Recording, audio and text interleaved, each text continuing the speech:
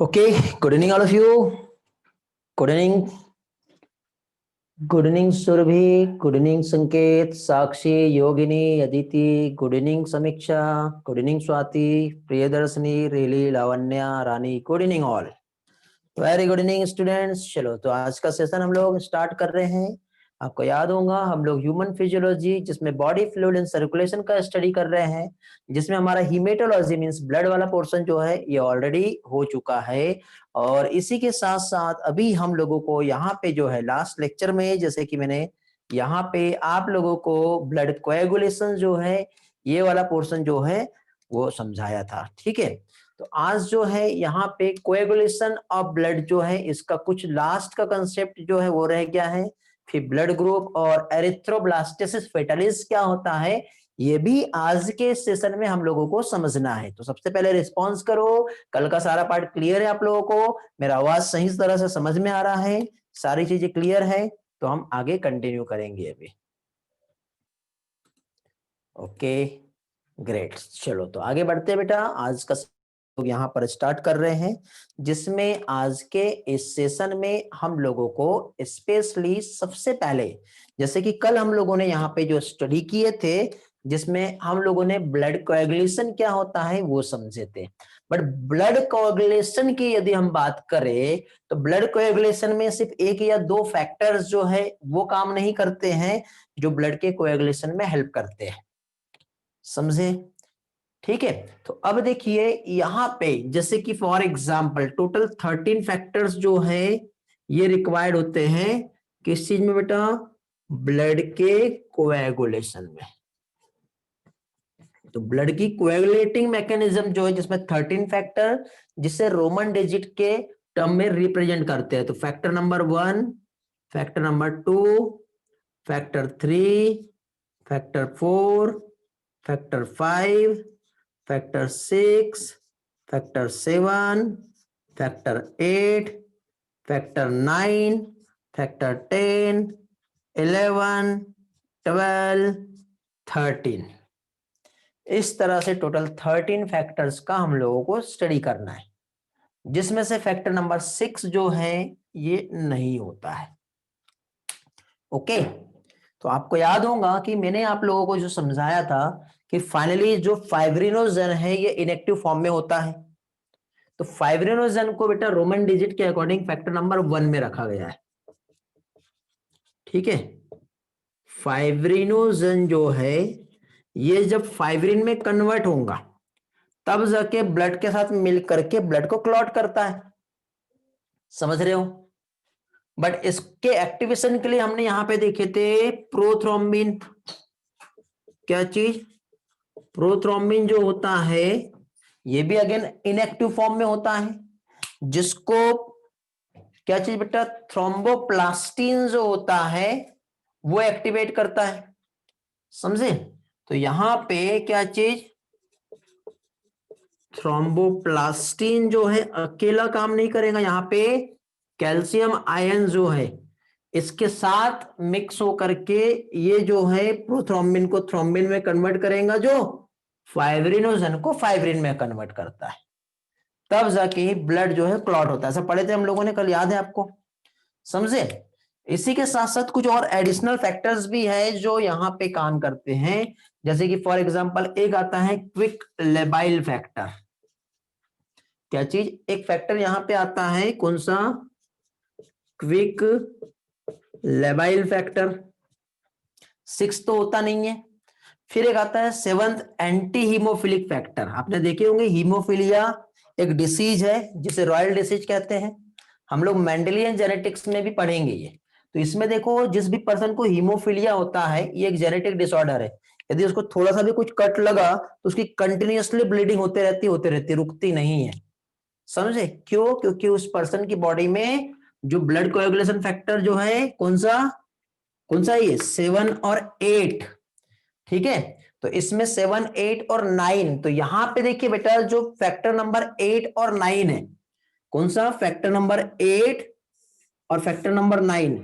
यदि इस दो फैक्टर का डेफिशिएंसी है, फैक्टर मतलब ये एक टाइप के प्रोटीन है। क्या है ये एक टाइप के प्रोटीन है जो ब्लड के कोएगुलेशन में हेल्प कर रहे हैं। यदि इनमें से कोई भी फैक्टर नहीं रहा तो ब्लड जो है यदि कटा तो ब्लीडिंग होना चालू होती तो रुकती नहीं है, लेकिन ऐसा होता है क्या? नहीं होता है। ठीक, तो ये सारे फैक्टर्स जो है यहाँ पे काम कर रहे होते हैं। तो इसमें देखिए पहले तो फैक्टर नंबर जो है कौन सा 6 नहीं होता है, 7 जो फैक्टर है इसे स्टेबल फैक्टर कहते हैं। ठीक है, factor number 8 anti haemophilic factor A, और दूसरा क्या आएगा एंटी हीमोफिलिक फैक्टर बी। तो इस तरह से एंटी हीमोफिलिक फैक्टर ए और anti haemophilic factor B. Haemophilia एक डिसीज है, पढ़े हो ना आप लोगों ने। तो यहां पे एंटी हीमोफिलिक फैक्टर ए और एंटी हीमोफिलिक फैक्टर बी भी इसे कहते हैं। अब एंटी हीमोफिलिक फैक्टर जो बी है इसे क्रिसमस फैक्टर भी कहते हैं। क्या कहते हैं इसे? Christmas factor. फिर इसके फैक्टर 10 की यदि हम बात करें तो इसे स्टुअर्ट पावर फैक्टर कहते हैं।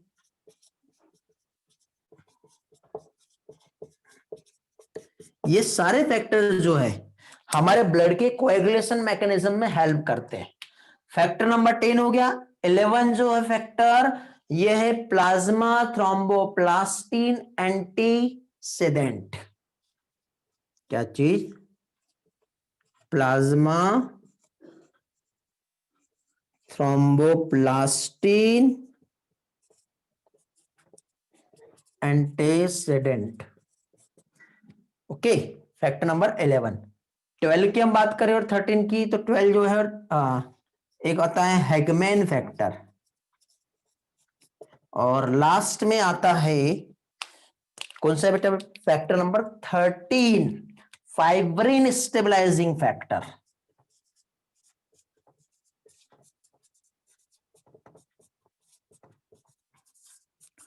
तो इस तरह से टोटल 13 फैक्टर हैं जो ब्लड के कोएगुलेशन में हेल्प करते हैं। अब आप बोलोगे कि सर ये क्या है, ये तो डर लग रहा है हमको, कैसे याद करेंगे? टेंशन ना लो, एनसीईआरटी में नहीं दिया है। शुरुआत के इतने और एंटी हीमोफिलिक फैक्टर ए और बी इतना भी याद रखा तो चलेगा। ठीक है, यदि कोई पर्सन इसमें और भी सारा कुछ याद रखना चाहता है तो मैं हूं बेटा, मैं ट्रिक बताता हूं आपको, बिल्कुल अभी के अभी आपको याद हो जाएगा। ठीक है, तो सबसे पहले काम करो, सारे फैक्टर्स के नाम जल्दी से 2 बार रिपीट करो, पढ़ो, अभी के अभी हम याद करेंगे। ठीक है, तब तक के मैं रिकॉर्डिंग पॉज करता हूं, जल्दी से आपको ये याद करना है। फिर चलो, तो अभी आप लोगों ने पढ़ लिए हैं, अभी हम लोग यहाँ पे ट्रिक्स देखेंगे। तो ट्रिक्स में देखिए बेटा, पहली चीज तो यहाँ पे मैं ट्रिक ऐसा बता रहा हूं कि जैसे कि सपोज एक गर्ल है जिसका नाम है पारो, मैं हिंदी में लिख रहा हूं पारो। तो पारो को हम स्टार्ट करेंगे फिर पारो तूने। ठीक है, क्या हुआ बेटा? फिर पारो तूने कैल्शियम की कदर नहीं की। समझ गया? तो फिर से क्या होगा? अब फिर का फाइब्रिनोजन, पारो का प्रोथ्रोम्बिन, तूने का थ्रोम्बोप्लास्टिन। किसकी कदर नहीं की? कैल्शियम की कदर नहीं की। समझ में आ गया बेटा? कैल्शियम की कदर, कदर मीन्स क्यू, कदर ऐसे आएगा ना, तो ये तो ऐसे याद हो गए होंगे। बोलो एक बार, फिर पारो तूने कैल्शियम की कदर नहीं की। अब देखो, फिर का फाइब्रिनोजन, ओके, पारो का प्रोथ्रोम्बिन, फिर तूने का थ्रोम्बोप्लास्टिन, कैल्शियम, कैल्शियम कदर, क्विक लेवाइल फैक्टर। 1 से लेके 5 तक के कितना टाइम लगा बेटा याद करने में? 2 मिनट भी नहीं लगे, हो गया याद। चलो आगे बढ़ते हैं। अब आगे देखो, 6 में नहीं तू अब 7th में है, जैसे स्टैंडर्ड चलता है ना कि क्लास 6 में नहीं अब तू 7th में है। ठीक है, हाँ, तो 6 में नहीं तू अब 7th में है, स्टेबल हो जा, है ना, बच्ची नहीं है तू, अब बड़ी हो गई है, समझना पड़ेगा तुझे। तो 6 में नहीं तू 7th में है, स्टेबल हो जा, नहीं तो अंटी ए। ठीक है, अंटी ए और अंटी बी, 2 अंटी है बेटा जिसका नाम अब मालूम नहीं है, तो हम ऐसे ही बोल रहे हैं, अंटी ए वो वाली अंटी और एक अंटी बी जो है, नहीं तो ए और बी से किसी का नाम ले लेना। तो अंटी ए और अंटी बी, ठीक है, कब? क्रिसमस के दिन, क्योंकि एंटी हीमोफिलिक फैक्टर बी को क्रिसमस फैक्टर भी कहते हैं। तो एंटी ए और एंटी बी क्रिसमस के दिन स्टुअर्ट अंकल से, किससे, ये अंकल है, स्टुअर्ट अंकल से क्या करेंगी, कंप्लेन कर देगी तेरी, क्योंकि पढ़ाई नहीं कर रही तू। समझ रहे हो ना क्या बताना चाह रहा हूं मैं। अब देखो सुनो मैंने क्या बताया। फिर पारो तूने कैल्शियम की कदर नहीं की, 6 में नहीं तू 7th में है, अब स्टेबल हो जा, नहीं तो आंटी ए और आंटी बी क्रिसमस के दिन स्टुअर्ट अंकल से शिकायत कर देगी तेरी। क्यों करेगी शिकायत, मालूम क्या की उसने, उसने प्लाज्मा टीवी ले ली है। कहां से ली है, हैगमैन की दुकान से चुरा ली है। प्लाज्मा टीवी हैगमैन की दुकान से लेके इधर उधर फिर रही है वो, तो ऐसे फिरती रहती है। हो गया। अब बोलो मेरे साथ, फिर पारो तूने कैल्शियम की कदर नहीं की, 6 में नहीं तू 7th में है, स्टेबल हो जा, नहीं तो आंटी ए और आंटी बी क्रिसमस के दिन स्टुअर्ट अंकल से शिकायत कर देंगी। क्यों, क्योंकि प्लाज्मा टीवी लेकर के हैगमैन की दुकान से लेकर के फिरती रहती है। अब बनाओ, ये तो मालूम हो गया था।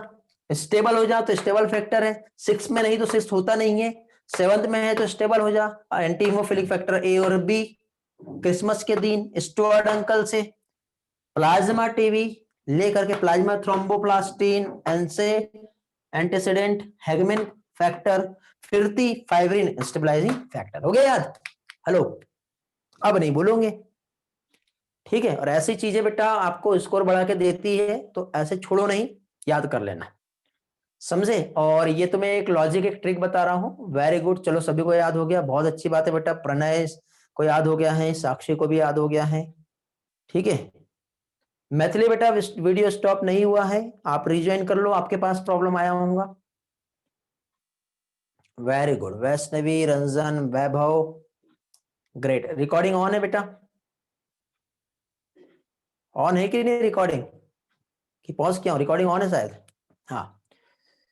चलो तो आगे बढ़ते हैं। तो ये था बेटा ब्लड कोएगुलेशन फैक्टर। तो हम लोगों ने लास्ट टाइम ब्लड कोएगुलेशन का मैकेनिज्म्स देखे थे, यदि आप लोग देखे नहीं हैं तो वीडियो अवेलेबल है, ठीक है, वो आप देख लेना। यदि आप लोग ये वीडियो जो है यदि यूट्यूब पे देख रहे हैं तो यूट्यूब के डिस्क्रिप्शन में कुछ लिंक है जहां पे उसके प्लेलिस्ट जो है ऑलरेडी आप लोगों को मिल जाएंगे, और नहीं तो ऊपर आई बटन भी आएगा, उस पर भी जा करके आप लोग जो है देख सकते हो क्लिक करके। स्क्रीनशॉट लेना चाहते हो, ओके बेटा ले लो, लो बेटा संकेत हो गया। चलो तो आगे बढ़ते हैं।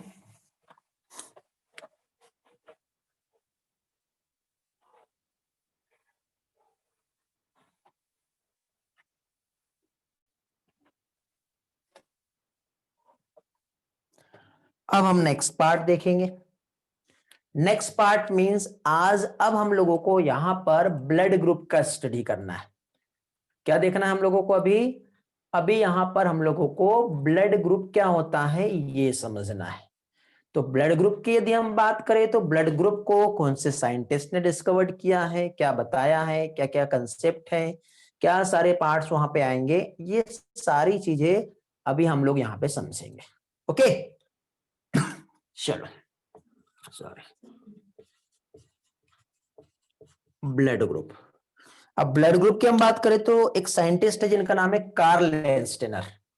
क्या नाम है, कार्ल लेंस्टेनर। तो कार्ल लेंस्टेनर ने blood group A B O, आपने देखे होंगे ना, ब्लड ग्रुप जो होता है किसी का ए होता है किसी का बी होता है, ये एक्चुअली क्या है ऐसे नहीं समझेगा। तो देखो कार्ल लेंस्टेनर ने क्या देखा कि जो आरबीसी होती है ना उसकी जो सरफेस होती है, उस सरफेस पे एक स्पेशल टाइप का फ्लैग होता है या झंडा होता है जो उसकी क्या है पहचान होती है, ऐसा हमें कार्ल लेंस्टेनर ने बताया। तो ब्लड ग्रुप जो है ये जो डिस्कवर्ड किया है, साइंटिस्ट का नाम क्या बेटा, तो हम देखिए तो साइंटिस्ट जो है कार्ल लेंस्टेनर जो है, इन्होंने ब्लड ग्रुप जो है, ठीक है, कौन सा A B O blood group जो है ये डिस्कवर्ड किया है।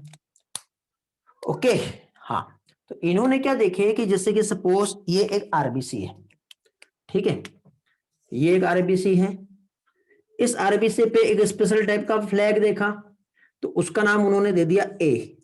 एक आरबीसी है उस पे उन्होंने कुछ इस टाइप का फ्लैग देखा तो इसका नाम दे दिया बी। एक आरबीसी है जिसपे उन्होंने कुछ भी नहीं देखा, तो उसका नाम दे दिया कुछ भी नहीं, मतलब 0। आज हम उसको ब्लड ग्रुप ओ बोलते हैं, समझ गए। तो उन्होंने ये देखा कि जो सरफेस ऑफ आरबीसी है, ठीक है, क्या चीज, आरबीसी की जो सरफेस होता है, तो आरबीसी के सरफेस पे एक स्पेशल टाइप का ग्लाइकोप्रोटीन होता है, एसपीसीएल लिख रहा हूं मैं, ठीक है। Surface of RBC special glyco protein यहां पर प्रेजेंट होता है। और ये जो स्पेशल जो ग्लाइकोप्रोटीन है इसे कहते हैं एंटीजन। इसको शॉर्ट फॉर्म में एजी से रिप्रेजेंट करते हैं। क्या कहते हैं इसे, एंटीजन। समझ में आ रहा है। तो ये जो है कार्ल लैंस्टनर ने देखा और ये बता दिया। और जिस भी आरबीसी, जिस भी पर्सन की आरबीसी में कुछ इस टाइप का एंटीजन होगा तो उसका ब्लड ग्रुप ए रहेगा। जिस भी पर्सन की आरबीसी में यदि इस टाइप का एंटीजन रहेगा तो उसका ब्लड ग्रुप बी रहेगा, और जिसमें कुछ भी नहीं होता है उसका ब्लड ग्रुप ओ रहेगा। ऐसा हमें कार्ल लैंस्टेनर और वेनर जो है, कार्ल लैंस्टेनर उन्होंने बताया। फिर इसके बाद अगेन एक और साइंटिस्ट आए, क्योंकि ये सारी चीजें नहीं बता पाए थे, ठीक है। एक साइंटिस्ट आए जिनका नाम है डी कास्टेलो एंड स्टर्ली, ठीक है। क्या चीज, डी कास्टेलो एंड स्टर्ली।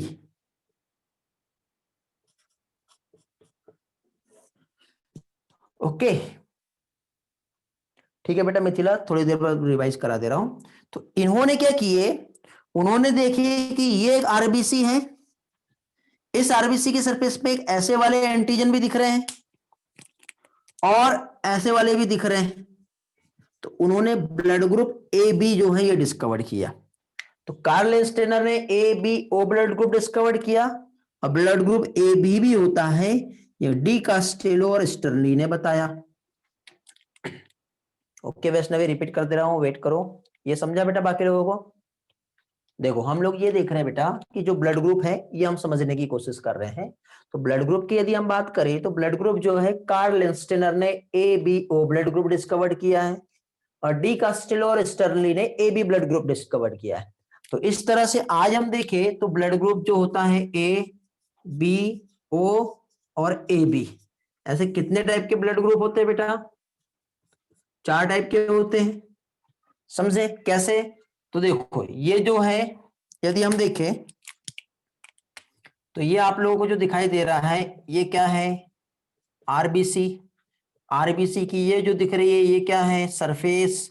सरफेस पे ये एक स्पेशल टाइप का प्रोटीन है, इस प्रोटीन को क्या कहते हैं, एंटीजन। और यही एंटीजन इस आरबीसी की पहचान है, जिसकी वजह से यहाँ पे जो है हम ब्लड ग्रुप डिसाइड करेंगे। पॉजिटिव नेगेटिव पे पहुंच रहे बेटा संकेत, वेट करो, स्टेप बाय स्टेप चलेंगे, समझे।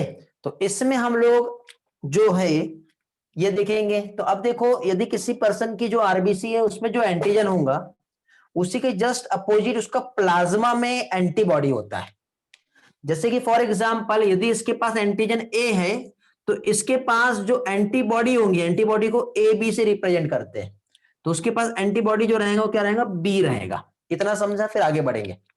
ठीक है, देख लो एक बार बोर्ड पे, किसी को कुछ पूछना है तो पूछो, अदरवाइज हम आगे बढ़ेंगे। एंटीजन, एंटीबॉडी और ये सारी चीजें। ओके चलो क्लियर है। तो अब देखिए यहां पे इस तरह से अब हम एक इसे टेबल के फॉर्मेट में देखेंगे। टेबल फॉर्मेट में पहली चीज तो यहां पे हम लोग जो है क्या चीज हम देख रहे हैं, blood group A B O और ए बी। ब्लड ग्रुप के अकॉर्डिंग यहां पे हम लोग देखेंगे एंटीजन। तो एंटीजन ब्लड ग्रुप ए के पास एंटीजन ए रहेगा, ब्लड ग्रुप बी वाले के पास बी एंटीजन रहेगा, ब्लड ग्रुप ओ वाले के पास कोई भी एंटीजन नहीं होता है, और ब्लड ग्रुप ए बी वाले के पास दोनों भी एंटीजन होते हैं। अब हम लोग देखेंगे एंटीबॉडी। दोनों भी बेटा एक स्पेशल टाइप का प्रोटीन होता है, एंटीजन आरबीसी के सरफेस पे होता है और एंटीबॉडी उस पर्सन के ब्लड के प्लाज्मा में होता है। ये मैंने पहले आप लोगों को समझाया, दोनों भी एक स्पेशल टाइप का ग्लाइकोप्रोटीन है। एंटीबॉडी मींस इम्यूनोग्लोबुलिन्स पढ़े हम लोगों ने, ठीक है। तो यदि मान लो किसी पर्सन का ब्लड ग्रुप ए है और उसके पास एंटीजन ए है, तो एंटीबॉडी क्या रहेंगी, बी रहेंगी। यदि एंटीजन बी है तो एंटीबॉडी क्या रहेगा, ए। इसको स्मॉल लेटर से रिप्रेजेंट करते हैं, इसे कैपिटल से। इसके पास जब दोनों भी एंटीजन नहीं है तो इसके पास दोनों भी एंटीबॉडी होंगी, और इसके पास जब दोनों भी एंटीजन है तो इसके पास कोई भी एंटीबॉडी नहीं होगी। क्रॉस मतलब क्या है बेटा, नो एंटीबॉडी। इतना समझ में आ गया, रिस्पॉन्स करेंगे। अब हम देखेंगे कौन किसको ब्लड दे सकता है, कौन किसको नहीं दे सकता, क्योंकि आपने एक चीज देखे होंगे कि जनरली हमेशा कभी भी कोई भी किसी को भी ब्लड दे नहीं सकता। चलो बढ़िया, वेरी गुड। तो अभी यहां पे देखिए, यहां पे अब जब भी एंटीजन और एंटीबॉडी आपस में मिलेंगे, एंटीजन और एंटीबॉडी जब आपस में मिलते हैं तो ये दोनों एक दूसरे के जानी दुश्मन होते हैं। अब दोनों भी एक दूसरे के जानी दुश्मन है, मतलब जब भी ये दोनों मिले और मिलने की वजह से इनके बीच में फाइट होंगी, और फाइट होने की वजह से क्या है बेटा, क्लंपिंग देखने को मिलता है। जैसे कि किसी ए वाले ब्लड ग्रुप के पर्सन ने बी वाले ब्लड ग्रुप वाले पर्सन को ब्लड डोनेट कर दिया, तो पर्सन का डेथ तक क्या हो जाता है, क्यों, क्योंकि दोनों के पास एंटीजन एंटीबॉडी थी और उनने कंपटीशन की, उनने फाइट की, जिसकी वजह से ब्लड क्लॉट हो गया, ब्लड में क्लंपिंग देखने को मिली, ठीक है। और क्लंपिंग मतलब ब्लड का जम जाना हम कह सकते हैं, क्लॉट हो जाएगा, तो ब्लड का फ्लो रुक जाएगा, पर्सन का डेथ तक के हो सकता है, समझे। तो इस तरह से यहां पे क्लंपिंग देखने को मिलती है, ठीक। तो अब मुझे बताओ, कभी भी कोई ब्लड डोनेट करेगा तो कौन किसको ब्लड डोनेट कर सकता है, ए वाला ए को कर सकता है, बी वाला बी को कर सकता है, ओ वाला ओ को कर सकता है।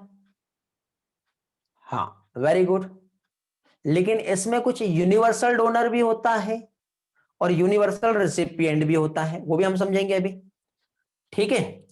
तो अभी देखिए क्या होता है, पहले ये समझ लो कि जैसे कि एंटीजन ए है, तो इसके साथ झगड़ा करने के लिए कौन सा एंटीबॉडी आएगा बताओ,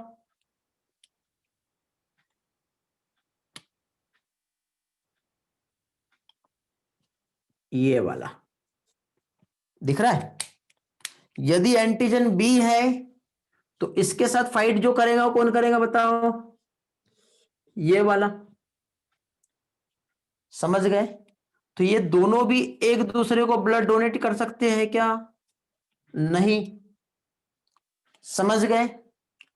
ब्लड ग्रुप ओ के पास कोई भी एंटीजन नहीं है, जब एंटीजन नहीं है तो यदि मान लो इसने किसी को भी ब्लड यदि दे दिया, तो जब इसके पास एंटीजन था ही नहीं तो बाकी इसके एंटीबॉडी जो है किसको मारेंगे, किसी को मारेंगे क्या, नहीं, क्योंकि एंटीबॉडी तो हमारे डिफेंस के लिए बने हैं ना, डिफेंस मैकेनिज्म होता है एंटीबॉडी का, तो एंटीबॉडी तो हमारे को प्रोटेक्ट कर रहा है कि नहीं, समझ रहे हो। तो यहां पे इसके पास एंटीजन है ही नहीं, तो ये किसी को भी ब्लड देगा तो कोई इफेक्ट नहीं होगा, मतलब क्लंपिंग आएंगी क्या, नहीं आएगी। और एबी के पास जब एंटीबॉडी है ही नहीं तो वो किसी से भी ब्लड ले लेगा, तो उसके पास एंटीबॉडी नहीं है तो किसी के साथ फाइट करेगा क्या,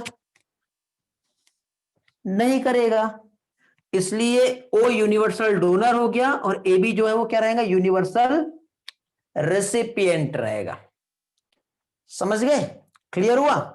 चलो तो अब एक काम करते हैं, आप लोगों का अगेन एक और टेस्ट लूंगा मैं, जिसमें कौन किसको ब्लड डोनेट कर सकता है और कौन किससे ब्लड रिसीव कर सकता है, किसमें क्लंपिंग देखने को मिलेंगी और किसमें नहीं मिलेंगी, ये आप लोगों को रिस्पॉन्स करना है, ठीक है। चलो आगे बढ़े, यहां तक के क्लियर है ना बेटा सभी लोगों का, चलो वेरी गुड। तो आगे बढ़ते हैं इसी के साथ, अभी हम अभी यहां पे जब एंटीजन और एंटीबॉडी का झगड़ा होगा तो ब्लड में इस तरह से देखने को मिलेगा क्लंपिंग।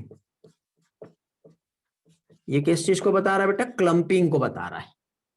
और जब इनका फाइट नहीं हुआ तो यदि इस तरह से बना तो इसे कहेंगे नो क्लम्पिंग। क्लम्पिंग हुई तो ब्लड डोनेट नहीं कर सकता, क्लम्पिंग नहीं हुई तो ब्लड डोनेट कर सकता है। ठीक है, दो कंसेप्ट समझ में आया जो मैंने यहां पे ऊपर बताया आप लोगों को। रिस्पॉन्स करो जल्दी से। ये वाले दोनों कंसेप्ट समझ में आए? लावण्या, मिथिला, रेली। ओके, रेली बेटा कौन सा रिपीट करना है पूछो जल्दी से। संकेत, अदिति, चैताली। अदिति को नहीं समझा है ना, चैताली को समझ में आ गया। ठीक है, अभी समझेगा बेटा, जस्ट वेट। एक काम करते हैं, ये जो क्लम्पिंग और नो क्लम्पिंग क्या मतलब है, क्या है? ब्लड ग्रुप ए वाले ने यदि ब्लड ग्रुप ए को डोनेट किया तो क्लम्पिंग नहीं होगा। ब्लड ग्रुप ए वाले ने ब्लड ग्रुप बी को ब्लड डोनेट किया तो क्लम्पिंग हो जाएगा। तो ए वाला ए को ब्लड दे सकता है बट ए वाला बी को ब्लड दे नहीं सकता।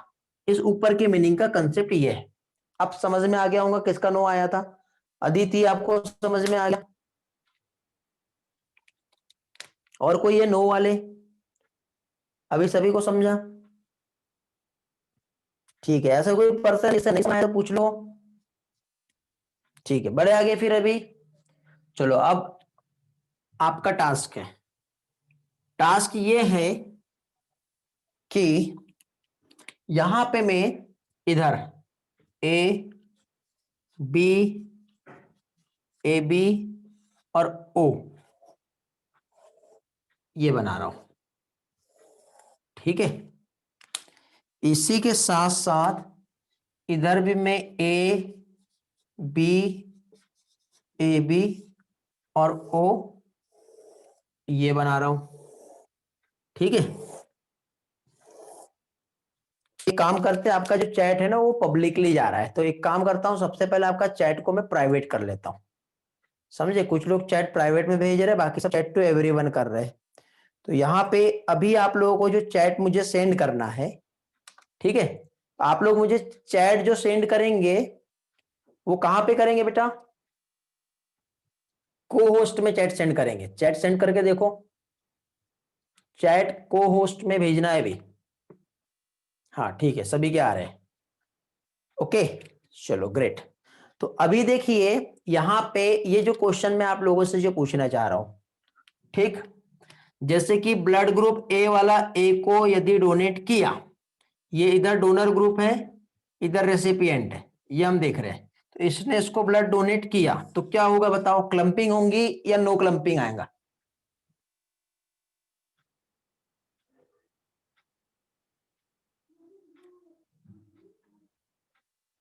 सभी का आंसर आया है नो क्लम्पिंग, मतलब इस तरह से, मतलब ये ब्लड डोनेट कर सकता है। ए वाला ए को ब्लड डोनेट कर सकता है। ओके, वेरी गुड, सभी लोग कह रहे हैं कि ब्लड जो है ये डोनेट कर सकता है। तो अब एक काम करो, इस ग्राफ में आप मुझे बताओ, बी वाला ए को ब्लड डोनेट कर सकता है क्या? क्लम्पिंग आएगा क्या? Blood donate. अब क्वेश्चन दो हो गए जिसमें आंसर यस और नो बन रहे हैं, इस तरह से आएगा। ठीक है, तो अभी क्या करना है बेटा, आप लोगों को मुझे आंसर करना है। आंसर क्या करना है? कितनी जगह पे क्लम्पिंग आएगी? मैं नंबर लिख रहा हूं यहां पे, 1 2 3 4 5 6 7 8 9 10 11 12 13 14 15 16। अभी आप लोग कितनी जगह पे क्लम्पिंग आएंगे उसके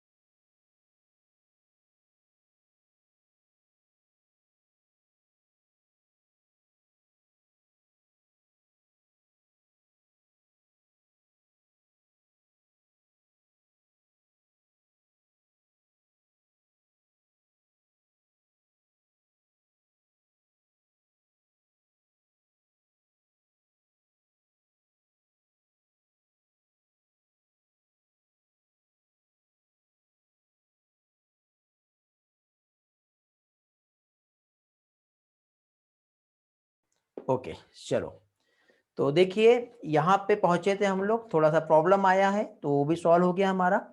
ठीक, फिलहाल मैं आपको इसी से जो है सारा डेटा शेयर कर रहा हूँ। ठीक है, कोशिश करता हूँ कैमरा कनेक्ट हो जाए। ठीक है, जब तक के नहीं होता है तब तक के हम इसी पार्ट से हम कंटिन्यू करेंगे।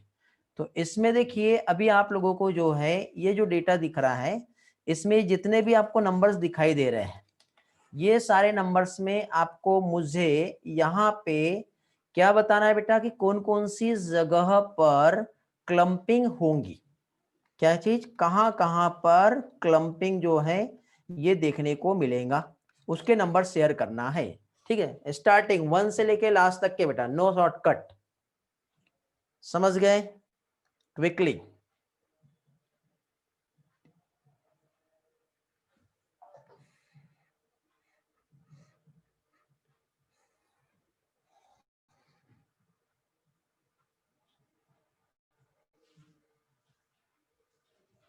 मैंने क्लम्पिंग पूछा बेटा जानवी, आप नो क्लम्पिंग बता रहे हो।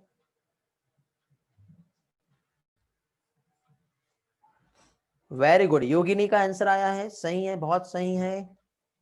अदिति बेटा आपने भी भेजे, सही हो, रैली चेक करो। प्रणय बेटा सारा डेटा चाहिए, शॉर्टकट नहीं। ओके गुड वैभव।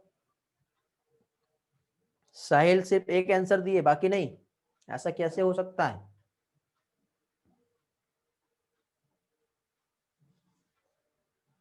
चेक करो, जल्दी जल्दी बताओ।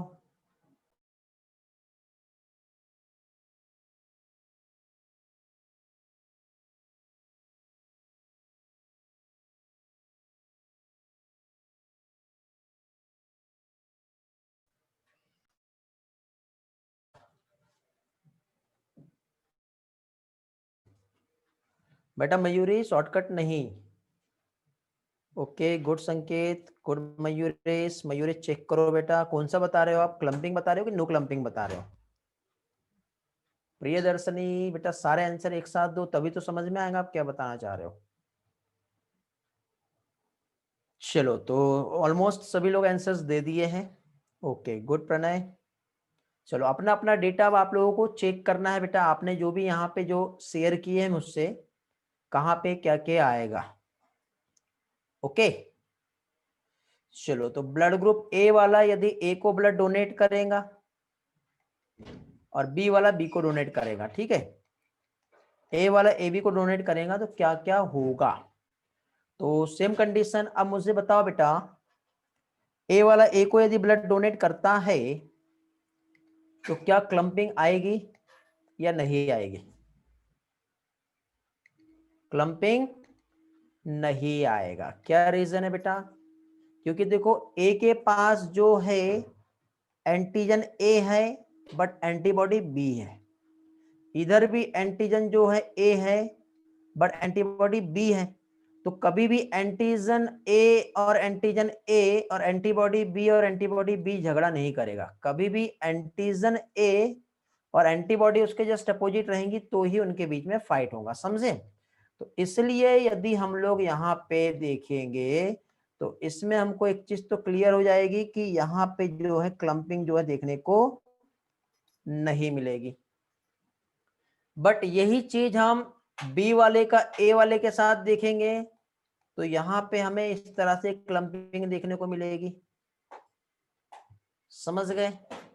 उसी के बाद हम ए बी वाले का यदि हम देते, ये डोनर है बेटा, ऊपर साइड जो है ये डोनर है और इधर साइड जो है ये रेसिपिएंट है, समझ रहे हो? तो ए बी वाला ए को यदि ब्लड देगा तो ए बी वाले के पास दोनों भी एंटीजन है, ए वाले के पास जो है एंटीजन ए बी है और एंटीजन बी भी है, और बी एंटीजन को मारने के लिए यहाँ पे ब्लड ग्रुप ए जो दिख रहा है उसके पास यहाँ पे क्या चीज, बी एंटीबॉडी है, मींस यहाँ पे भी क्या होगा, क्लम्पिंग देखने को मिलेगा, समझ रहे हो? इस तरह से यहाँ पर जो है क्लम्पिंग देखने को मिलेगा। इसी तरह से 4 पे आते हैं हम लोग, तो ओ वाला यदि ए वाले को ब्लड देता है तो क्लम्पिंग नहीं आएगी, क्यों? क्योंकि इसके पास किसी भी टाइप का क्या चीज, एंटीजन नहीं है, देखे थे हमने। समझ गए। फिर ए वाला बी को ब्लड डोनेट नहीं कर सकता है, यहां पे क्लंपिंग आ गई, लेकिन बी वाला बी को डोनेट कर सकता है। ए बी वाला बी को डोनेट नहीं कर सकता है, बट ओ वाला डोनेट कर सकता है। और ए बी ब्लड ग्रुप तो बेटा ये जो था वो कैसा था बताओ, ब्लड ग्रुप ए बी तो यूनिवर्सल था, सबसे ब्लड ले लेगा, उसको कोई दिक्कत ही नहीं है। क्यों? क्योंकि उसके पास क्या नहीं है बताओ, कोई भी एंटीबॉडी नहीं है। और ओ वाला यदि हम देखें इस डायरेक्शन पे, तो ओ वाला सबको ब्लड दे सकता है, बट सबसे ले नहीं सकता। ए बी वाला इस डायरेक्शन पे देखे तो सबसे ब्लड ले सकता है, समझे। ए वाला ओ को ब्लड नहीं दे सकता, मतलब ओ यहाँ पे किसी से भी ब्लड नहीं ले पाएगा। तो नंबर बताओ बेटा, क्लंपिंग वाले नंबर बताएंगे आप लोग कितने आ रहे हैं। क्लंपिंग वाले आ रहे हैं 2, फिर 3, उसके बाद फिर 5, फिर 7, फिर 13, फिर 14 और फिर 15। ऐसा सभी का आया, ऐसा एग्जाम में क्वेश्चन आ सकता है। कितने लोगों के ये आंसर आए थे? प्रणय का आया था, चैताली का आया था, और प्रियदर्शनी का चेक करके बताओ बेटा। अदिति का आया है, वैभव का आया है, योगिनी का आया है। जिसका नहीं आया है उसे समझना है। फिर आदित्य का आया है, जानवी का भी आया है, बाकी लोगों के शायद नहीं आए हैं, तो चेक करो बेटा क्यों नहीं आए। ओके, अभी एक बार फिर से ट्राई करके देखो, अभी भी नहीं आता है तो मैं फिर से समझाता हूं, और आया है तो फिर फाइनली हम आगे बढ़ेंगे।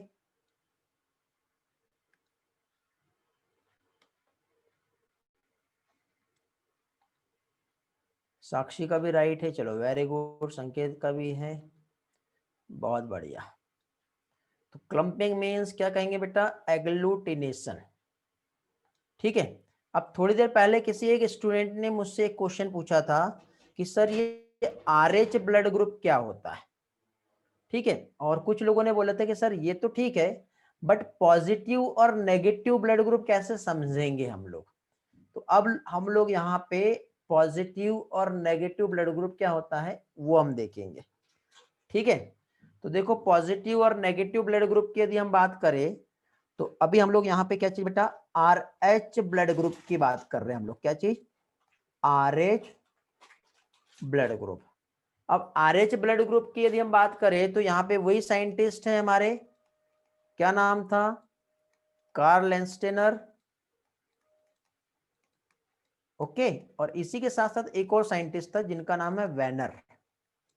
तो कार्ल लेंस्टेनर और वेनर जो है, इन्होंने मिलके यहाँ पे एक मंकी था जिसका नाम था रेसस मंकी। ठीक है, मंकी का नाम जो है क्या है, रेसस मंकी। और रेसस मंकी जो है, इस मंकी से उन्होंने एक अगेन क्या कह सकते हैं बेटा, ब्लड ग्रुप डिस्कवर्ड किया, जिसे कहते हैं RH ब्लड ग्रुप। ठीक है, या फिर जिस भी पर्सन की बॉडी में RH ब्लड ग्रुप होता है, मींस यहां पे उसकी बॉडी में RH नाम का एंटीजन प्रेजेंट होता है, और जिसमें RH एंटीजन प्रेजेंट होगा उसको क्या कहेंगे, RH ब्लड ग्रुप कहेंगे। समझ गए। तो अब ये जो RH ब्लड ग्रुप है, तो यदि हम इंडिया की बात करें, तो इंडिया में जो ह्यूमन पॉपुलेशन है, तो इंडिया की ह्यूमन पॉपुलेशन में बेटा 97% ऐसे लोग रहेंगे जो RH ब्लड ग्रुप रखते हैं, और जिसके पास RH एंटीजन जो है प्रेजेंट होता है।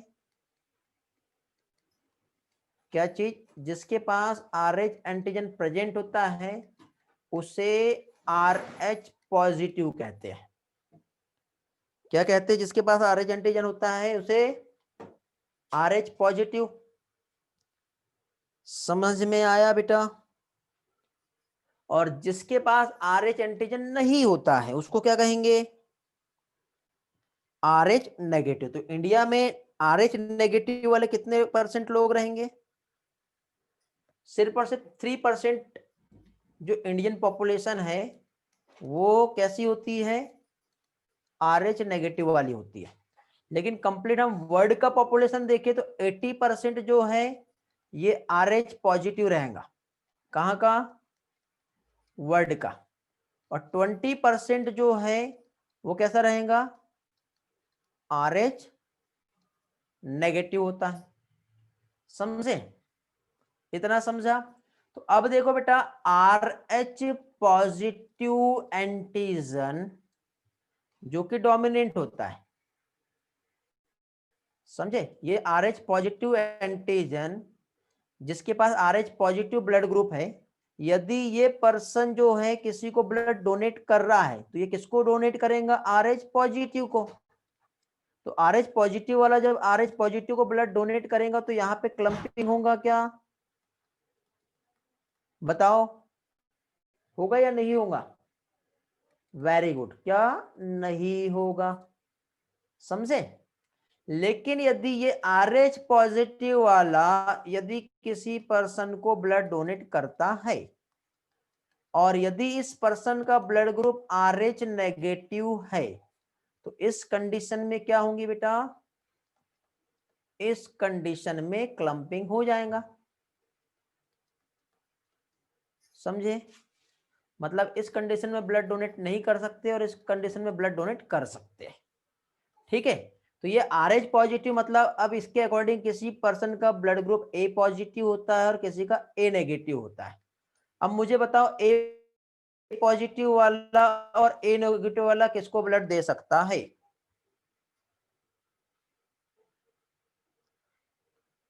A पॉजिटिव वाला A पॉजिटिव को ब्लड देगा, A नेगेटिव वाला A नेगेटिव को ही ब्लड जो है वो क्या है बेटा, डोनेट कर सकता है, समझे। लेकिन यदि A पॉजिटिव वाला, तो अभी हम लोगों ने यहाँ पे जो कंसेप्ट देखे इसमें आप लोगों को एक चीज तो समझ में आ गई होंगी कि कौन किसको ब्लड दे रहा है और किसको दे सकता है, ठीक है। अब यही पार्ट यदि हम देखें यहाँ पर तो A पॉजिटिव वाला A नेगेटिव को ब्लड नहीं दे सकता, लेकिन A नेगेटिव वाला A पॉजिटिव को ब्लड दे सकता है। क्यों, क्योंकि नेगेटिव वाला जो है यदि ये A पॉजिटिव वाले को ब्लड देगा तो इसके पास तो कुछ है ही नहीं, जब है ही नहीं तो इसको इजीली ब्लड डोनेट कर देगा, समझ गए। यदि A पॉजिटिव वाला A नेगेटिव को ब्लड दे रहा है तो उसके पास कुछ है, मतलब एंटीजन है, तो इसको ब्लड डोनेट नहीं कर सकता। ये समझ में आ गया बेटा। नहीं तो आप बोलोगे सर ए वाला तो कर सकता लेकिन यहाँ पे पॉजिटिव नेगेटिव आता है। तो अब मुझे बताओ यूनिवर्सल डोनर कौन है, प्रणय को नहीं समझा, ठीक है समझ में आ जाएगा थोड़ी देर बाद। देखो पॉजिटिव नेगेटिव के साथ बताना यूनिवर्सल डोनर कौन सा है। बहुत सारे लोगों को कंफ्यूजन हो रहा है, क्या समझाया मैंने, है ना।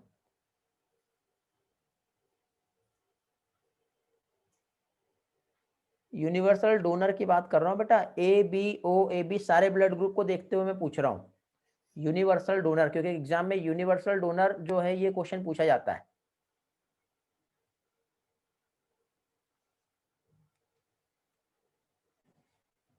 चलो ठीक है, चलो कुछ लोगों को नहीं समझ में आया, मैं वंस अगेन फिर से रिपीट कर रहा हूं यही वाला सारा पार्ट, ठीक है, टेंशन ना लो, बहुत इजी है और बहुत आसानी से आप लोगों को समझ में आ भी जाएगा, ओके। देखिए बेटा, जिन लोगों को समझ में नहीं आया है वो लोग ध्यान देंगे। हम लोगों ने पहले तो ब्लड ग्रुप जो देखे, ए देखे, बी देखे, ए बी देखे और ओ देखे। तो इसमें देखो बेटा, ए जो आपके पास इतने जो ब्लड हैं, ये ब्लड ग्रुप ए बी और ओ, मतलब ब्लड ग्रुप ए वाले के पास ए एंटीजन है, बी वाले के पास बी एंटीजन है, ए वाले के पास ए बी एंटीजन है और ओ वाले के पास कोई भी एंटीजन नहीं है, उसके अकॉर्डिंग ब्लड ग्रुप है। फिर हमने यहाँ पे पॉजिटिव नेगेटिव भी देखे, ए पॉजिटिव भी होगा ए नेगेटिव भी होगा, बी पॉजिटिव भी होगा बी नेगेटिव भी होगा, ए बी पॉजिटिव भी होगा ए बी नेगेटिव भी होगा, ओ पॉजिटिव भी होगा और ओ बी नेगेटिव भी होगा। समझ रहे हो बेटा बात को। तो अभी देखिए यहाँ पे पॉजिटिव क्या चीज रिप्रेजेंट कर रहा है, पॉजिटिव रिप्रेजेंट कर रहा है कि RH एंटीजन क्या है बेटा, RH एंटीजन प्रेजेंट है। क्या हुआ, जस्ट वेट। पॉजिटिव वाला क्या रिप्रेजेंट कर रहा है, पॉजिटिव वाला इस चीज को रिप्रेजेंट कर रहा है कि जो RH एंटीजन है वो यहां पर प्रेजेंट है। समझे, RH एंटीजन जो है ये प्रेजेंट है। क्या प्रेजेंट है बेटा, एंटीजन। नेगेटिव वाला क्या रिप्रेजेंट कर रहा है बताओ, नेगेटिव वाला रिप्रेजेंट कर रहा है एंटीजन प्रेजेंट नहीं है, मींस नो एंटीजन। ठीक है, एंटीजन मतलब एक प्रोटीन जो हार्मफुल है। तो यदि किसी पर्सन की बॉडी में प्रोटीन है और वो उस पर्सन की बॉडी में जाएगा जिसमें हार्मफुल प्रोटीन नहीं है, तो वो उस पर्सन को हार्म कर सकता है। समझे, समझ में आया ना। तो जैसे कि सपोज यहां पे ये दो पर्सन है, ये पर्सन ए हो गया, ठीक है, बी बना दिया मैंने, ठीक है, दो पर्सन है, एक पर्सन जो है पर्सन ए हो गया और ये दूसरा पर्सन है ये बी हो गया। यदि मैंने कहा कि पर्सन ए का जो ब्लड ग्रुप है ये RH पॉजिटिव है और पर्सन बी का ब्लड ग्रुप जो है ये RH नेगेटिव है, तो क्या ए वाला बी को ब्लड डोनेट कर सकता है? नहीं। क्यों नहीं करेगा, क्योंकि इसके पास जो है वो हार्मफुल प्रोटीन मींस उसके पास एंटीजन प्रेजेंट है। मतलब तो ये तो ऐसा हुआ ना कि इस पर्सन के पास बाहर से कोई बैक्टीरिया आ रहा है और उसको मार रहा है, तो ये एंटीजन मींस बैक्टीरिया भी होता है, ऐसा हम कह सकते हैं। लेकिन इसके पास तो कुछ भी नहीं है, तो क्या बी वाला ए को ब्लड दे सकता है?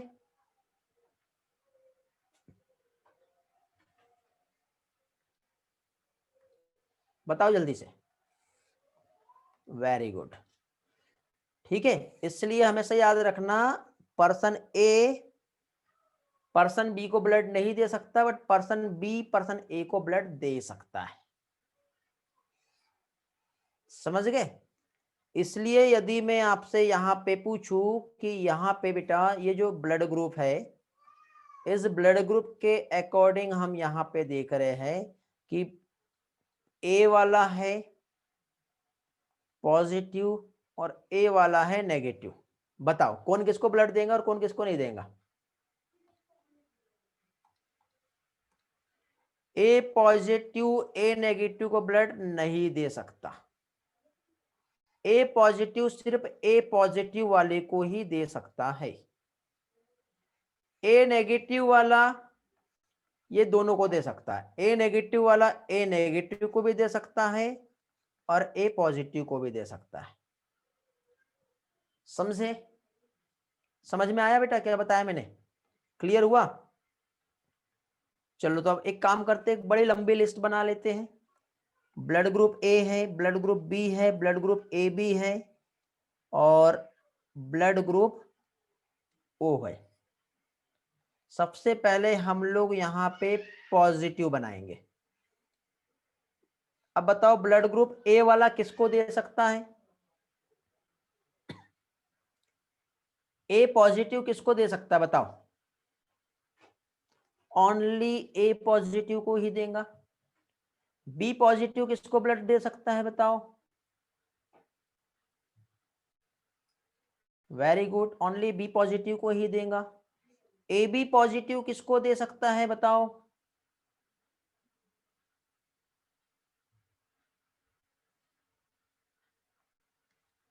ए बी पॉजिटिव को ही दे सकता है।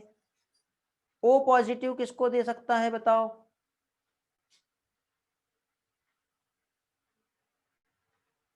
ऑल नहीं बोलेंगे। ओ वाला ए पॉजिटिव को दे सकता है, बी पॉजिटिव को दे सकता है, ए बी पॉजिटिव को दे सकता है और ओ पॉजिटिव को दे सकता है, बट नेगेटिव को नहीं आएगा। यहां पर कोई भी नेगेटिव नहीं आ रहा है। समझ में आ गया? तो अभी हम ओ पॉजिटिव को यूनिवर्सल डोनर नहीं कहेंगे, ठीक है। अब मुझे बताओ यहाँ पे ए नेगेटिव है, बी नेगेटिव है, ए बी नेगेटिव है और ओ नेगेटिव है, कौन किसे ब्लड दे सकता है? अब यहाँ पे बताएंगे आप लोग। ए नेगेटिव किसे ब्लड दे सकता है?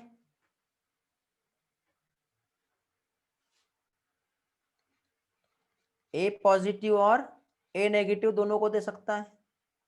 बी नेगेटिव किसको दे सकता है? बी पॉजिटिव और बी नेगेटिव दोनों को दे सकता है। ए बी नेगेटिव किसको दे सकता है?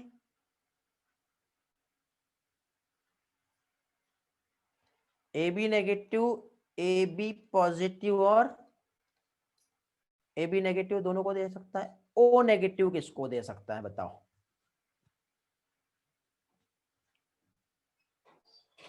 वेरी गुड, ऑल ग्रुप, चाहे वो ए हो, बी हो, ए बी हो या ओ हो, ठीक है। और इसमें फिर चाहे वो पॉजिटिव रहे या नेगेटिव रहे, समझ रहे हो, सभी को ब्लड जो है डोनेट कर सकता है। A B positive, A B negative, O positive, O negative, B positive, B negative, सभी को ब्लड डोनेट कर सकता है। तो इस तरह से ओ नेगेटिव जो है ये क्या हो गया? ये हो गया यूनिवर्सल डोनर, समझे? तो ये तो ब्लड किसको दे सकता है ये पूछा मैंने। अब मुझे बताओ ए पॉजिटिव किससे ब्लड ले सकता है? ए पॉजिटिव किससे ब्लड ले सकता है? ए पॉजिटिव वाला ए पॉजिटिव से भी ले सकता है, ए नेगेटिव से भी ले सकता है, ओ पॉजिटिव से भी ले सकता है और ओ नेगेटिव से भी ले सकता है। एक साथ सारे आंसर दो, शॉर्टकट में आंसर नहीं चाहिए मुझे। अब मुझे बताओ बी नेगेटिव वाला कितने लोगों से ब्लड ले सकता है?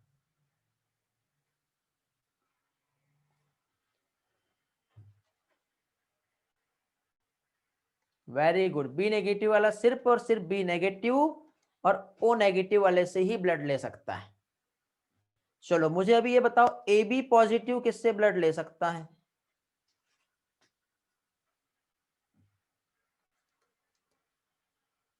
ए बी पॉजिटिव किससे ब्लड ले सकता है? नहीं बेटा, ऑल नहीं आएगा। A B positive A positive वाले से ले सकता है, बी पॉजिटिव वाले से ले सकता है, ए बी पॉजिटिव वाले से भी ले सकता है और ओ पॉजिटिव वाले से भी ले सकता है। वेरी गुड संकेत, गुड योगिनी। और ए बी नेगेटिव किससे ब्लड ले सकता है ये बताओ?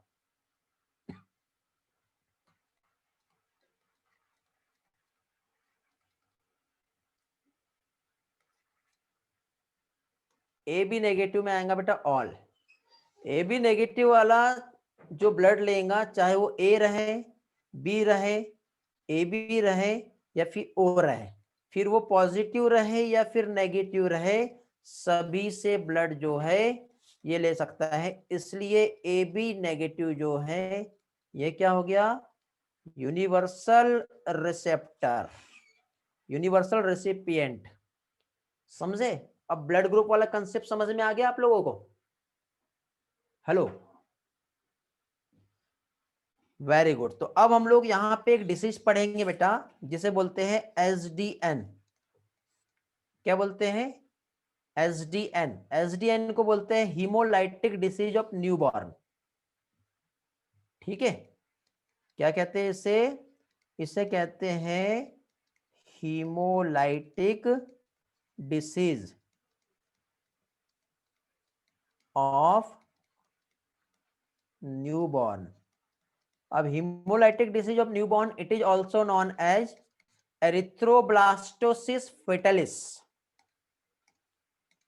ठीक है। इसी को क्या कहते हैं?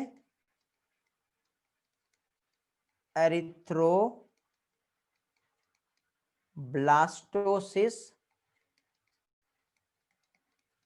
फेटालिस। अब एरिथ्रोब्लास्टोसिस फेटालिस क्या होता है? देखो, यदि मान लो एक प्रेग्नेंट मदर है, ठीक है, तो अब हम इनके ब्लड ग्रुप की बात करते हैं। पहले मदर और फादर के ब्लड ग्रुप की बात करते हैं।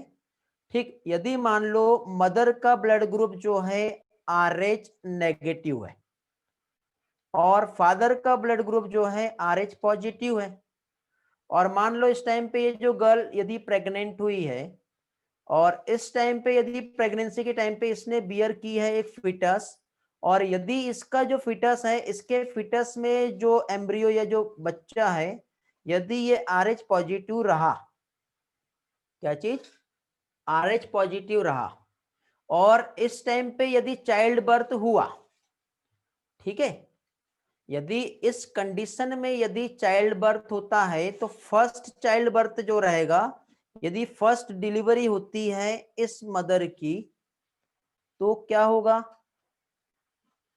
फर्स्ट डिलीवरी में जो बच्चा होगा, जो चाइल्ड होगा, उसको किसी भी टाइप का हार्म नहीं होगा, इजीली वो न्यूबॉर्न जो है बेबी डिलीवर हो जाएगा।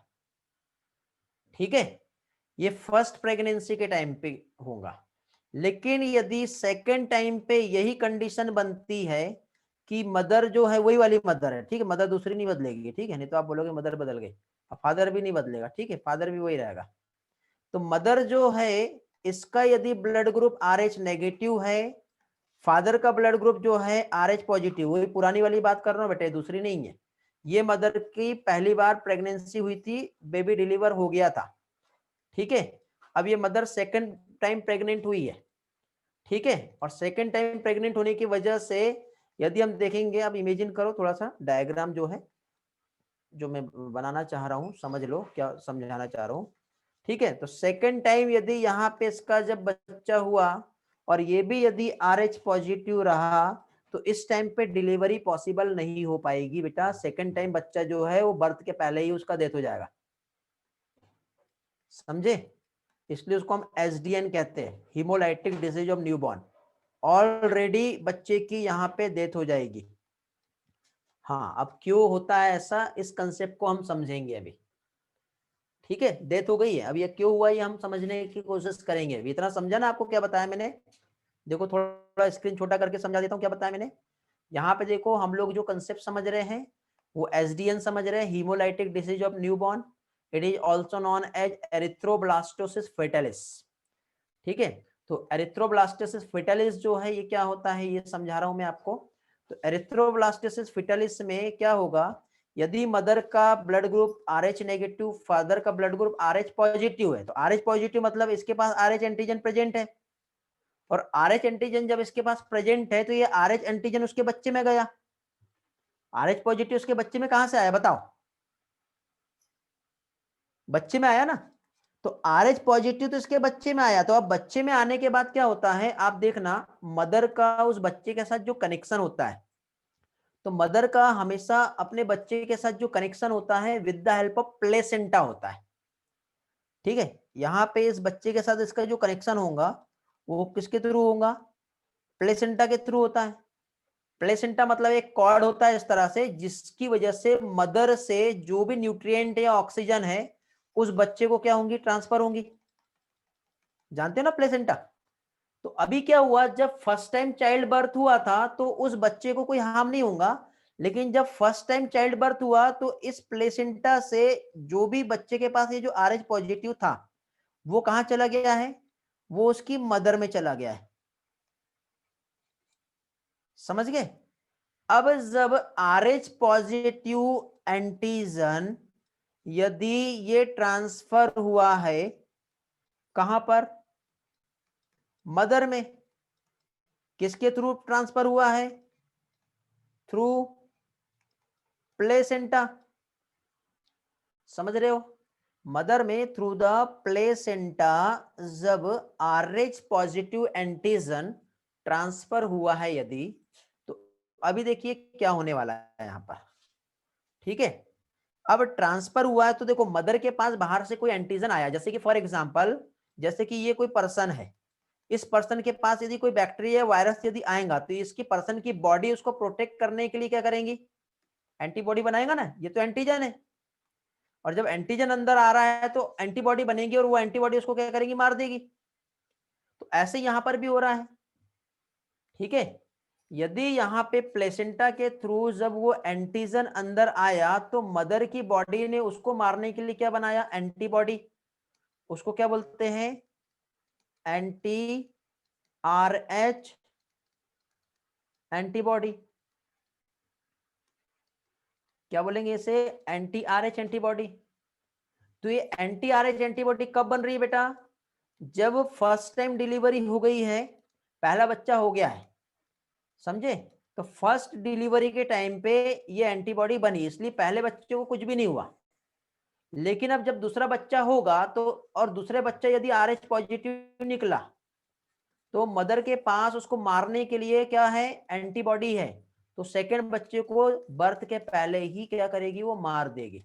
इसलिए सेकंड टाइम यदि प्रेगनेंसी होती है और सेकंड डिलीवरी होगी तो सेकंड डिलीवरी के टाइम पे क्या होगा, वो बच्चा डेथ हो जाएगी उसकी, मरा हुआ बाहर आएगा, ऐसे नहीं आएगा। समझे, अब समझ में आया रीजन क्या होता है। इसलिए इसे क्या कहते हैं, SDN कहते हैं, इरिथ्रोब्लास्टोसिस फेटालिस कहते हैं इसे। चलो मैं आपके साथ एक अगेन जो है एक डेटा शेयर करता हूं, उसमें आपको सारे कंसेप्ट क्लियर हो जाएंगे। चलो वेरी गुड, क्लियर हो गया आपको, बहुत अच्छी बात है। देखो अब हम समझेंगे जो मैं आपको इसके पहले जो, हाँ हाँ बेटा रिपीट कर दे रहा हूं मैं, प्रियदर्शनी। देखो ये मदर है, ये मदर कौन सी बेटा, RH नेगेटिव है। ये उसका बच्चा है, पहला वाला फिटस दिख रहा है बेटा ये, ठीक है। ये कैसा है, RH पॉजिटिव चाइल्ड है इसका। और RH पॉजिटिव तो ऑब्वियसली उसके पास जो एंटीजन है उसके बॉडी में क्या घूम रहे बताओ, RH पॉजिटिव एंटीजन घूम रहा है, ओके। और जब इसका डिलीवरी हुआ, पहली बार यदि प्रेगनेंसी हुई और बच्चा डिलीवर हो गया तो उसको कोई हार्म नहीं होगा। लेकिन इसी बीच में क्या होगा, प्लेसेंटा के थ्रू जब ये एंटीजन मदर की बॉडी में गया तो मदर की बॉडी ने उसको मारने के लिए एंटीबॉडी बना ली। तो ये एंटीबॉडी ने क्या किया, ये एंटीजन को मार तो दिया लेकिन ये बच्चा बाहर निकल गया, तो इसलिए इसको कुछ हुआ क्या, नहीं हुआ। लेकिन अभी मदर की बॉडी में देखो ये एंटीबॉडी घूम रही है। सेकंड टाइम यदि वो बच्चा आया और उसके पास RH पॉजिटिव रहा तो उसके पास पहले तो वो केमिकल बना नहीं था जो उस बच्चे को मार सकता है। लेकिन अभी देखो सेकंड टाइम ये केमिकल बन चुका है जो इस बच्चे को मार सकता है। तो ये उसी प्लेसेंटा के थ्रू, देखो ये प्लेसेंटा का एक कॉर्ड दिख रहा है, इस प्लेसेंटा के थ्रू उस बच्चे के पास गई एंटीबॉडी और उस एंटीबॉडी ने उस बच्चे को मार दिया। समझ गए, हाँ बेटा, प्लेसेंटा का कनेक्शन वही अम्बिलिकल कॉर्ड के थ्रू होता है, प्रणय। तो देखो यदि ये RH पॉजिटिव फादर था, RH नेगेटिव मदर थी, RH पॉजिटिव का जो एंटीजन है उस बच्चे में गया और उसका यदि बाहर निकला तो RH नेगेटिव मदर के पास एंटीबॉडी बनी ये वाली, और वो उस बच्चे को पहली बार तो कुछ नहीं किया लेकिन दूसरे बार उसको मार दिया। अब सभी का क्लियर हो गया होगा, अब किसी को डाउट नहीं आएगा, ठीक है। तो भी डाउट आ रहा है तो एक फ्लो चार्ट से समझा रहा हूं। देखो RH नेगेटिव पेशेंट है प्रेगनेंसी के पहले, प्रेगनेंसी के पहले रहा तो RH पॉजिटिव यदि फिटस रहा, प्लेसेंटा सेपरेट था, अभी मिक्स नहीं हुआ था, ठीक है। तो मदर ने कोई सेंसिटाइज नहीं किया था, ठीक है। तो सेंसिटाइज नहीं किया तो पहला डिलीवरी इजीली हो गया, पहला प्रेगनेंसी बच्चा इजीली डिलीवर हो गया। लेकिन अभी क्या हुआ बेटा, वो बच्चे का प्लेसेंटा के थ्रू बच्चे से RH पॉजिटिव जो है उसकी मदर के ब्लड में चला गया, ठीक है। तो RH नेगेटिव ब्लड ने RH पॉजिटिव वाले को सेंस किया और उसने क्या किया बेटा, अपने अंदर कुछ केमिकल बना लिया। और नेक्स्ट टाइम जब प्रेगनेंसी होगी तो RH पॉजिटिव यदि फिटस आता है तो मदर के पास एंटी RH एंटीबॉडी रहेगी जो फिटल सर्कुलेशन के through with the help of placenta उस बच्चे की, उस फिटस के अंदर चली जाएगी और वो anti RH antibody RH positive red blood cells को मारने की कोशिश करेगी, जिसकी वजह से हीमोलाइसिस हो जाएगी उस फिटल की RBC में और बच्चे का डेथ हो जाएगा अंदर ही। समझे, ऐसा होता है। अब एक एक पार्ट और भी अच्छे से क्लियर हो गया होगा, अभी कोई प्रॉब्लम नहीं आएगा किसी को भी।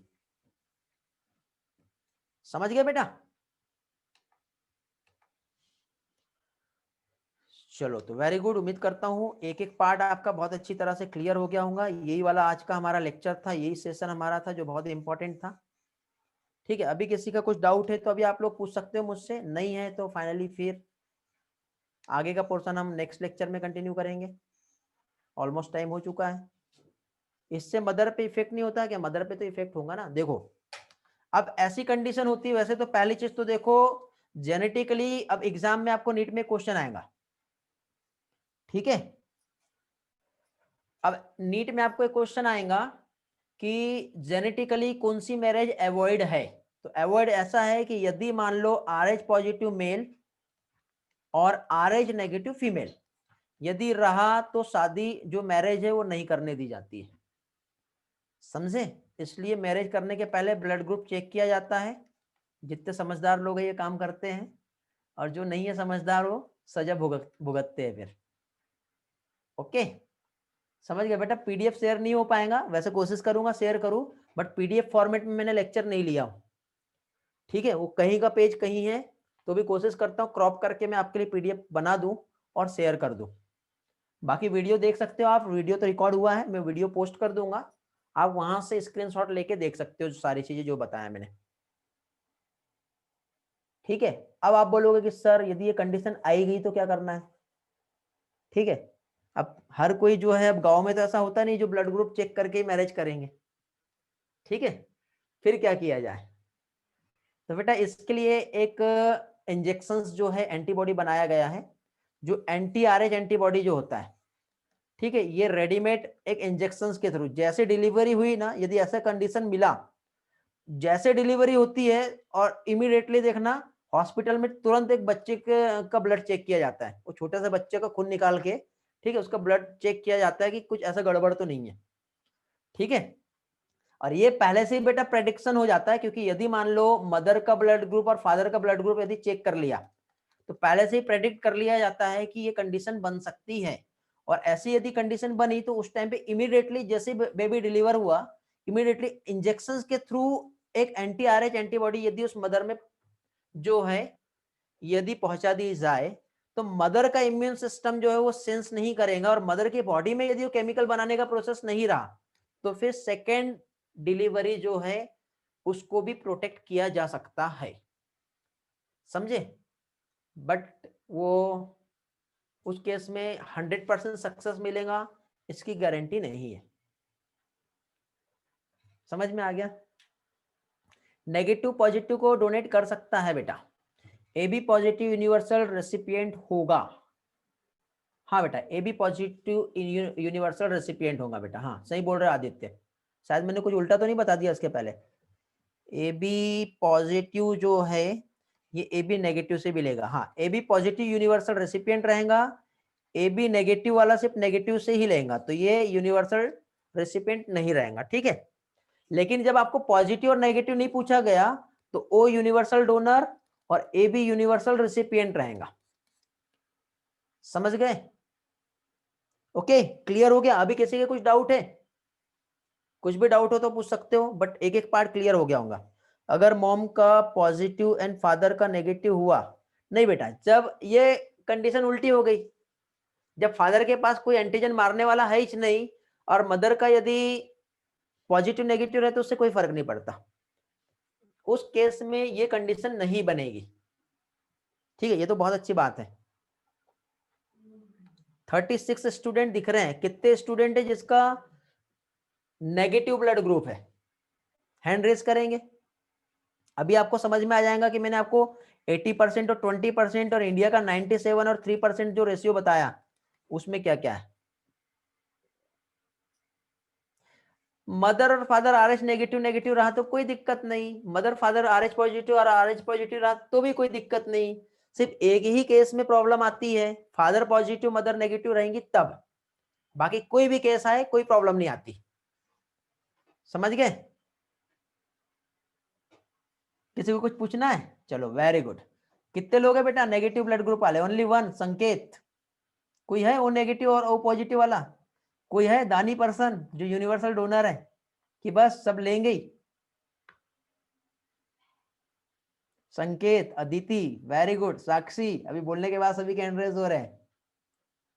My dad, Pranay, very good.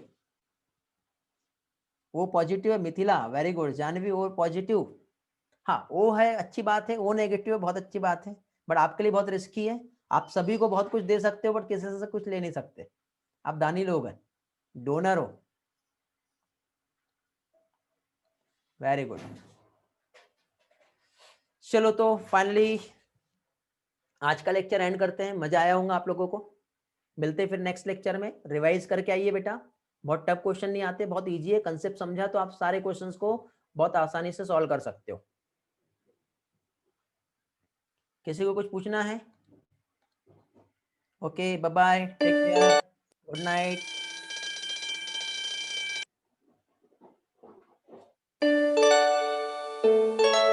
Okay bye बेटा।